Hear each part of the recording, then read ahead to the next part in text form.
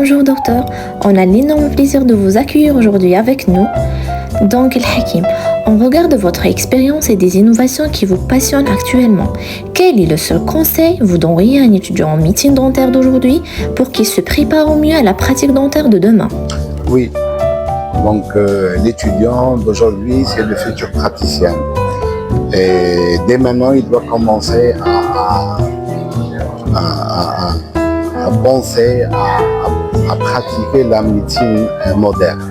La médecine moderne maintenant fait appel à des moyens technologiques qui ne sont plus considérés comme des moyens, j'ai envie de dire, de luxe. C'est des moyens d'utilité diagnostique et thérapeutique.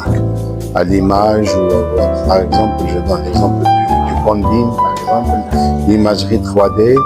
Il faut maintenant s'initier à manipuler ce moyen de diagnostic, ce moyen thérapeutique. En termes de moyens aussi thérapeutiques, moi j'ai vraiment envie que les étudiants puissent manipuler et exercer l'implantologie.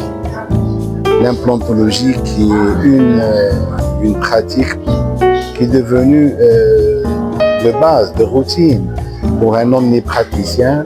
Je pense que l'initiation à l'implantologie doit commencer à l'école. Donc pour cela, je pense qu'il faut la mettre au même pied d'égalité que les autres actes de santé que vous réalisez en tant qu'étudiant en médecine.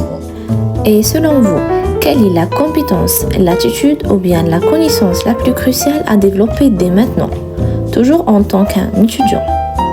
Un étudiant déjà doit commencer par le début. Le début, c'est dominer les gestes d'omnipratique. Un bon praticien doit commencer par dominer les actes d'omnipratique, à savoir donc tout ce qui est de traitement radical, les extractions, bien les soins, un traitement parodontal avec les moyens actuels. Ça veut dire il y a des moyens, par exemple une instrumentation manuelle, mais il y a aussi une instrumentation mécanisée. Pareil pour les traitements endodontiques ou les soins conservateurs de manière générale. Je pense qu'il faut maintenant renforcer en termes de moyens la formation de l'étude. Donc peut-on inclure l'IA parmi ces moyens? L'IA, oui, l'IA est pratiquement maintenant elle est inévitable avec une bonne utilisation de l'IA.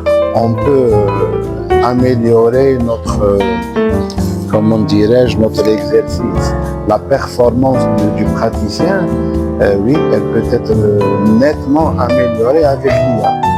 D'ailleurs, l'IA vient s'associer avec les moyens technologiques dont on parle depuis tout à l'heure, tels que l'imagerie, l'empreinte numérique. Maintenant, il est temps de développer l'empreinte numérique. C'est-à-dire, il y a beaucoup de choses, de moyens techniques actuels auxquels il faut associer l'IA. L'IA, elle va aider beaucoup la performance du praticien. Il faut juste citer qu'il améliore, mais il ne remplace jamais le médecin. Améliorer, oui, améliorer de manière mesurée. De manière mesurée parce que l'art dentaire, c'est l'humain, c'est le praticien.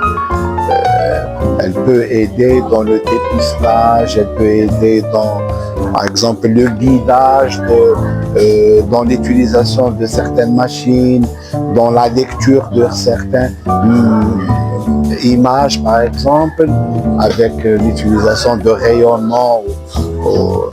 Mais l'humain doit toujours être au-dessus de l'intelligence artificielle. C'est-à-dire, c'est le praticien, c'est l'humain qui doit maîtriser l'IA et pas l'inverse. Exactement. Merci beaucoup, docteur, pour ce petit passage avec nous aujourd'hui. À d'autres occasions, Inch'Allah. Merci beaucoup et bon courage.